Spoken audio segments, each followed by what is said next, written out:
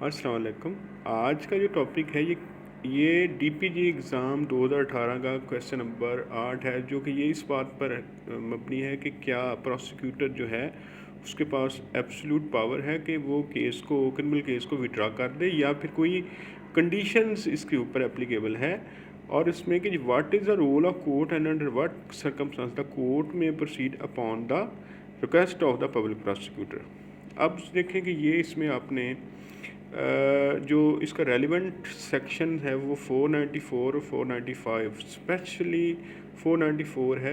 और इसके बाद इसके साथ आपने 493 को भी देखना है कि पब्लिक प्रोसिक्यूटर जो है वो ही केस को कंडक्ट करता है। ये आपने 265A में भी पढ़ा होगा। ये 265A, 494, 495 CRPC ये रेलिवेंट लॉ है।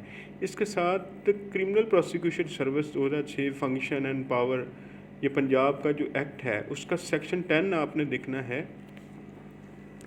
उसमें EF जो है उसका पार्ट है, उसमें बाकायदा बताया गया है। तो इसका जवाब जो है ना ये दोनों में है कि सबसे पहले कोर्ट का अगर देखें कि रोल ऑफ कोर्ट जो है, तो कंसेंट ऑफ कोर्ट जो है वो ज़रूरी है पब्लिक प्रोसिक्यूटर के लिए कि वो केस को विड्रा करे on the part of prosecution, सरकार की तरफ से।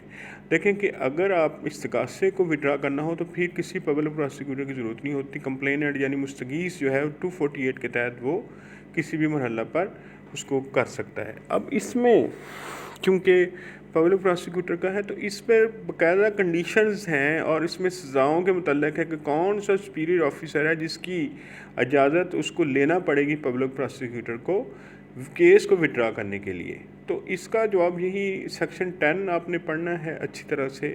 और उसके बाद 494 है, तो ये इस बात के बारे में ये है कि कोर्ट जो है उसके पास कंसेंट है, उसकी डिस्क्रिशन है वो कंसेंट दे या न दे, और कंसेंट ज़रूरी है कोर्ट की।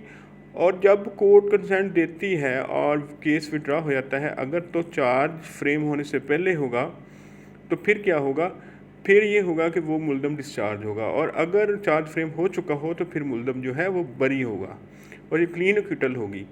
तो इसके अलावा जो है अगर 265L CRPC देखें, उसमें है कि प्रोसिक्यूटर जो जनरल है वो हाई कोर्ट को कह सकता है कि हम इस केस को इसकी फर्दर प्रोसीडिंग नहीं करते, तो कोर्ट उसको स्टे कर सकती है। तो यहाँ पर क्योंकि विड्रा का लफ्ज़ है, तो विड्रा के लिए जो है वो 494, 495 और सेक्शन 10 जो है आपने ये देखना है। तो ये इसको हमने जब हल करना है केस में, तो आपने कोशिश करनी है कि ये 15 नंबर का अगर सवाल आता है तो इसको डीप नहीं आपने जाना। आपने जो पूछा है आपने सिर्फ उसका जवाब देना है। सेक्शन 10 और 494 को आपने जो है वो जवाब में उसका हवाला देते हुए जवाब लिखना है।